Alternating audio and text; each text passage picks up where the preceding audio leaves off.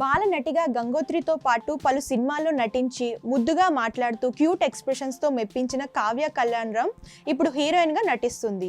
2022లో టాలీవుడ్లో మసుదా సినిమాతో హీరోయిన్గా ఎంట్రీ ఇచ్చిన కావ్య అనుకోని అదృష్టం అన్నట్లు బలగం సినిమాలో నటించడం, భారీ విజయం దక్కడం జరిగింది. బలగం భారీ విజయాన్ని సొంతం చేసుకున్న తెలుగు అమ్మాయి, పైగా చైల్డ్ ఆర్టిస్ట్గా చేసిందనే కారణంతో కావ్యకి తెలుగులో ఎక్కువ ఆఫర్లు రావడం లేదు.